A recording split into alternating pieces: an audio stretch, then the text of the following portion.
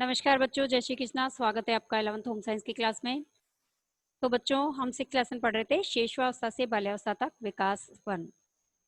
तो बच्चों, इस लेसन के अंदर हम शेषवावस्था से लेकर के बाल्यावस्था तक के विकास के बारे में अध्ययन करेंगे। तो सबसे पहले चलते हैं नवजात शिशु। नवजात शिशु की यदि हम बात करें तो गर्भस्थ शिशु जो कि माता के गर्भ से जन्म लेता है उसको हम नवजात शिशु कहते हैं या फिर हम नियोनेट कहते हैं। अब शेषवावस्था की यदि हम बात करें तो शेषवावस्था को हम दो भागों में बांट सकते हैं। एक तो नवजात शेषवावस्था और दूसरी हमारी शेषवावस्था। नवजात शेषवावस्था के अंदर जन्म से लेकर बच्चे 1 महीने तक का जो बच्चा होता है वो नवजात शेषवावस्था की अवधि में आता है। और शेषवावस्था जो होती है ये 2 वर्ष से 5 वर्ष तक की अवधि होती है। शेषवावस्था को हम दो भागों में बांट सकते हैं। एक होती है शेषवावस्था जो 1 महीने से लेकर के 2 वर्ष तक चलती है, और एक होती है पूर्व बाल्यावस्था जिसे हम कहते हैं 2 वर्ष से लेकर के 5 वर्ष तक की अवधि के अंदर जो शिशु का विकास होता है, बालक का विकास होता है, वो पूर्व बाल्यावस्था कहलाती है। समझ में आया? अब इस लेसन के अंदर हम बच्चों नवजात शेषवावस्था, शेषवावस्था और पूर्व बाल्यावस्था के अंदर जो है के विकास का अध्ययन करेंगे। तो सबसे पहले हम चलते हैं शारीरिक विकास की ओर।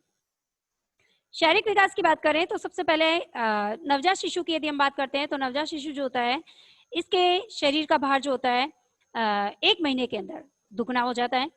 इसके साथ साथ इसके शरीर की जो लंबाई होती है, इसके सिर की जो लंबाई होती है वो शरीर की लंबाई की 1/4 हो जाती है।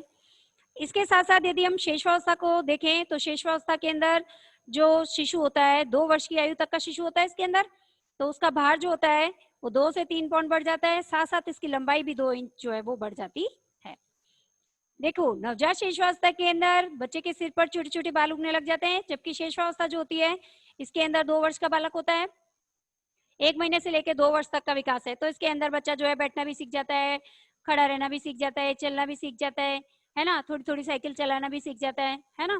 तो ये सभी विकास इसके अंदर हमें देखने को मिलते हैं। अब चलते हैं पूर्व बाल्यावस्था की यदि हम बात करें तो पूर्व बाल्यावस्था के अंदर विकास को यदि हम देखें तो जो बालक होता है 2 वर्ष से लेकर 5 वर्ष तक की आयु पूर्व बाल्यावस्था कहलाती है।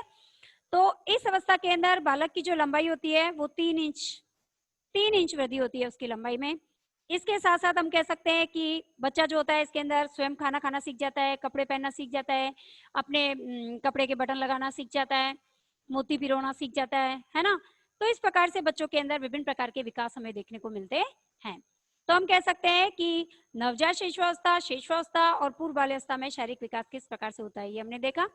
अब चलते हैं संज्ञानात्मक विकास किस प्रकार से होता है। संज्ञानात्मक विकास की बात करें तो नवजात शिशु जो होता है इसमें तो कोई विशेष संज्ञानात्मक विकास होते नहीं है। सिर्फ हम देख सकते हैं कि वो उसकी सुनने की क्षमता अच्छी होती है, जिससे कि किसी भी ध्वनि को सुन करके एकटक उसी की तरफ वो देखने लगता है ना।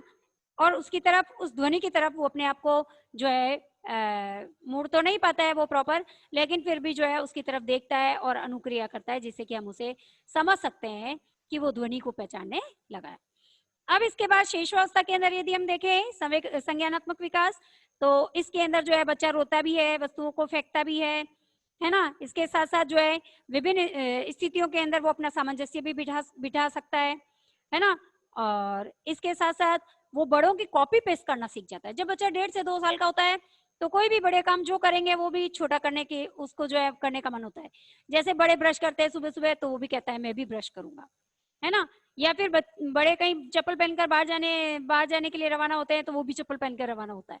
मतलब हर कार्य को बड़े को देख करके वो कॉपी करने की कोशिश करता है। कौन सी अवस्था में? शेषवावस्था में। अब देखते हैं पूर्व बाल्यावस्था के अंदर जो है कौन सा संज्ञानात्मक विकास इनमें होता है। तो पूर्व बाल्यावस्था के अंदर संज्ञानात्मक विकास की बात करें तो इसके अंदर बच्चा जो होता है स्वयं और अन्य लोगों के अंदर जो है विभेदन करना सीख जाता है ना। पहचानने लग जाता है थोड़ा थोड़ा, है ना। अपने पेरेंट्स को, अपने घर वालों को, अपने परिवार के सदस्यों को पहचानने लगता है ना। इसके साथ साथ जो है वो तर्क वितर्क करना भी सीख जाता है ना। हर चीज के क्वेश्चन करता है। ये ऐसा क्यों हुआ, ये ऐसा क्या है, ये क्यों है, ये क्या है ना। ये कैसे हुआ, ये क्यों होता है।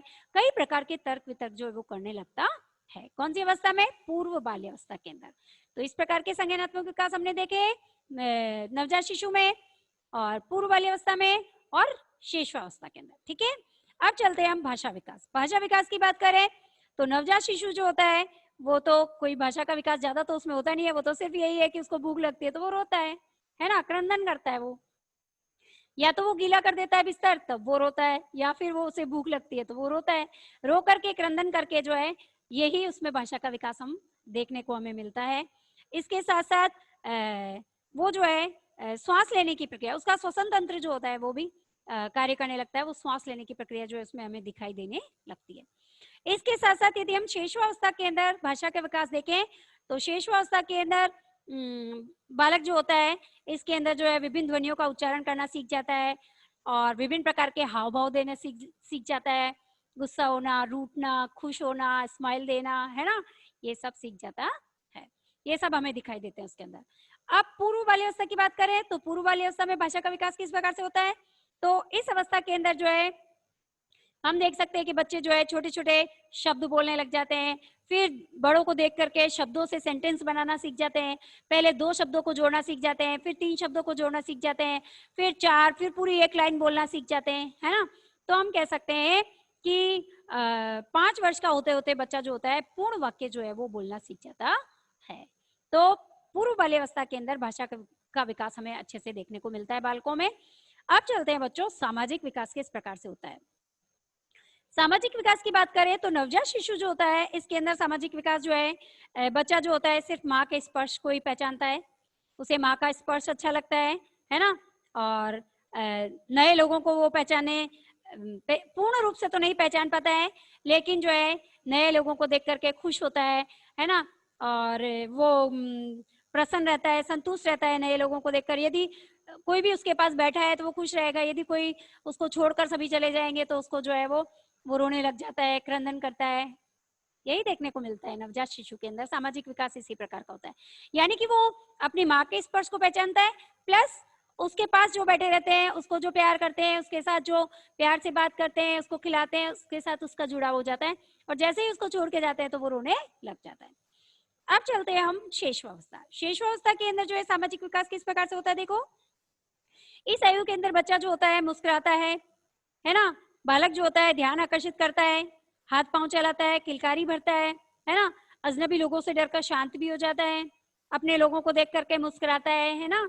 और अपने लोगों से जो है बात करने की कोशिश करता है, उनका हाथ पकड़ता है, उंगली पकड़ता है ना। और उनके साथ खेलने का प्रयास करता है ना। अपनों को पहचानने लग जाता है और उसे अपनों का साथ अच्छा भी लगने लगता है। तो हम कह सकते हैं कि जो बाल शेषावस्था होती है उसके अंदर सामाजिक विकास हमें थोड़ा थोड़ा देखने को मिलता है। अब चलते हैं पूर्व बाल्यावस्था में सामाजिक विकास किस प्रकार से होता है।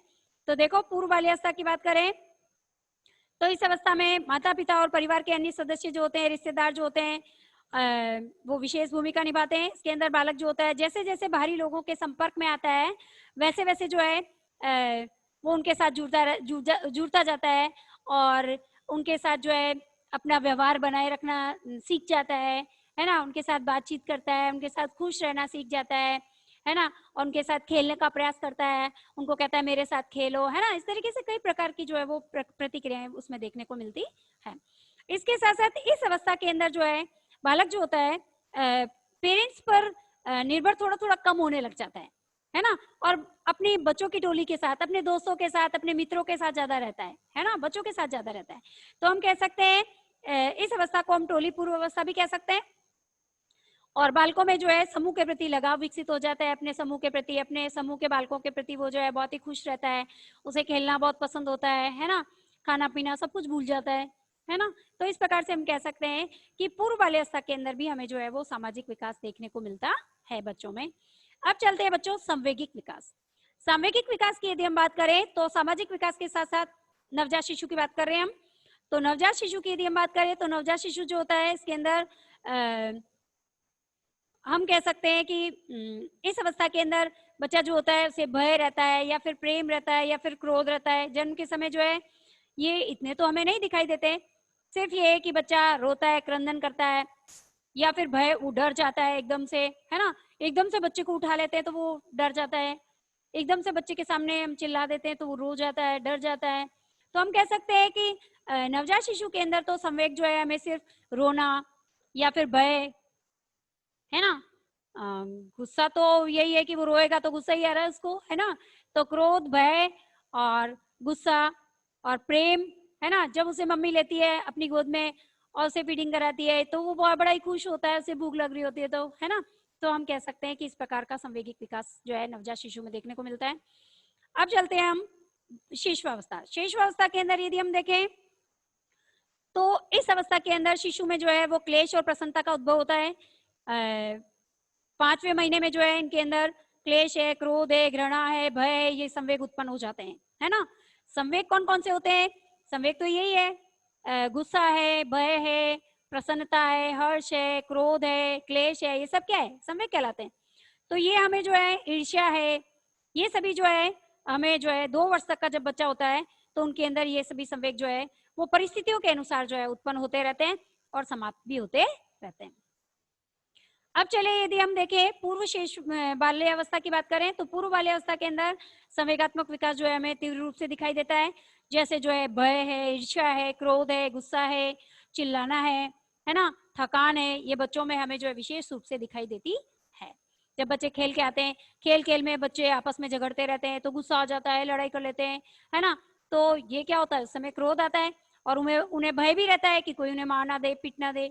तो हम कह सकते हैं कि जो पूर्व वाली अवस्था होती है इसके अंदर जो है बच्चों के अंदर क्रोध है, भय है, प्रसन्नता है, हर्ष है ना, क्या रे, थकान है, ईर्ष्या है, इस प्रकार के संवेग जो है उत्पन्न होते हैं।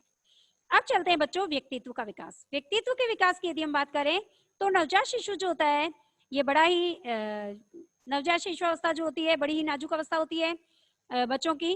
तो इसके अंदर जो है बच्चे का जो है पूर्ण व्यक्तित्व का ढांचा बन जाता है और बालक जो होता है निरंतर माता पिता के साथ ही रहता है। इसके अंदर ज्यादा जो है वो अपनी माँ के साथ ही रहता है ना, और माता के साथ ही संबंध ज्यादा अच्छा उसका रहता है और ज्यादा अधिक समय तक माता के साथ रहता है। तो उसके अंदर जो है यदि उसको अनुकूल वातावरण मिलता है और अनुकूल वातावरण यदि उससे मिलता है तो वो जो है वो बच्चे पर जो है अच्छा इफेक्ट पड़ता है, वो भी बच्चा पॉजिटिव होता है और विभिन्न परिस्थितियों के साथ अनुकूलन करना भी बड़ा होकर सीखता है ना। हम कह सकते हैं कि माता पिता से ही बच्चों के अंदर सभी गुण जो है वो डेवलप होते हैं।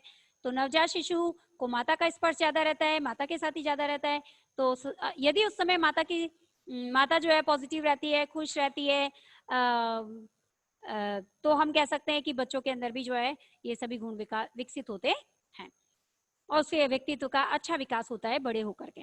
यदि हम शेषवावस्था की बात करें तो शेषवावस्था में बच्चे में जो है अहम का प्रत्यय, मैं का प्रत्यय जो है विकसित होता है और उसके व्यक्तित्व के विकास में जो है मैं ही जो है वो मूल रूप से एक कोर की तरह कार्य करता है। हम कह सकते हैं बच्चे के अंदर हर कार्य मैं करूंगा, है ना।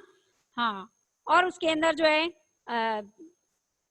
किसी भी कार्य को करने में मम्मी भी कोई कार्य करती है तो नहीं मैं करूंगा, भैया करता है नहीं मैं करूंगा, है ना। तो उसके अंदर अहम का प्रत्यय विशेष रूप से हमें देखने मिलता है। तो हम कह सकते हैं यही उसके आगे जाकर उसके व्यक्तित्व के विकास पर भी इफेक्ट करता है। अब चलते हैं आगे, पूर्व बाल्यावस्था की बात करें तो पूर्व बाल्यावस्था के अंदर जो है हम कह सकते हैं कि ये जो मैं होता है, जो शिशुअवस्था के अंदर जो अहम का प्रत्यय जो विकसित होता है, जो उनके व्यक्तित्व विकास का मूल कोर की तरह कार्य करता है, यहाँ पर वो जो है स्व के विकास में परिवर्तित हो जाता है ना। क्योंकि बच्चा जो होता है विद्यालय जाने लग जाता है, विद्यालय जाने पर वो टीचर्स के साथ मिलता है, बच्चों के साथ मिलता है, डिफरेंट तरह के बच्चों के साथ वो रहता है, उठता है, बैठता है, चलता है ना। तो अब ये जो मैं होता है यहाँ पर जो है स्व के भावना में परिवर्तित हो जाता है, इसमें स्व में परिवर्तित हो जाता है। अब उसका दायरा भी बढ़ जाता है ना। अब उसके अंदर शील के गुणों का विकास होने लगता है, धैर्य के गुणों का विकास होने लगता है, अनुशासन के गुणों का विकास होने लगता है ना, और समय पाबंदी के गुणों का विकास होने लगता है, पंचुअलिटी उसके अंदर बढ़ती है। कई प्रकार के गुण जो है जैसे जैसे वो स्कूल जाने लगता है, विद्यालय में प्रवेश करता है, विद्यालय की चौखट पर जब वो पांव रखता है तो उसके बाद से उसके अंदर विभिन्न प्रकार के गुणों का विकास हमें देखने को मिलता है ना। तो हम कह सकते हैं कि शेषवावस्था से लेकर बाल्यावस्था तक का विकास हमने आज पढ़ा। तो इसके अंदर हमने देखा कि नवजात शिशु जो होते हैं, नवजात शेषवावस्था है, शेषवावस्था है, पूर्व बाल्यावस्था के अंदर शारीरिक विकास, संज्ञानात्मक विकास, भाषा का विकास, सामाजिक विकास और संवेगिक विकास तथा व्यक्तित्व के विकास के गुणों के बारे में हमने अध्ययन किया कि किस प्रकार से नवजात शिशु के अंदर ये गुण दिखाई देते हैं, धीरे धीरे डेवलप होते हैं, और फिर नवजात शेषावस्था से शेषावस्था में और शेषावस्था से पूर्व बाल्यावस्था के अंदर किस प्रकार से विकास होता है। तो बच्चों, आपको समझ में आया होगा। कोई डाउट हो तो आप अवश्य पूछें। और आज हमारी क्लास यहीं पर कंप्लीट होगी बेटा, और धन्यवाद। जय श्री कृष्णा। नेक्स्ट हमारा लेसन यहीं पर कंप्लीट हो गया है। अब नेक्स्ट लेसन हम नेक्स्ट क्लास के अंदर पढ़ेंगे। तो धन्यवाद। जय श्री कृष्णा।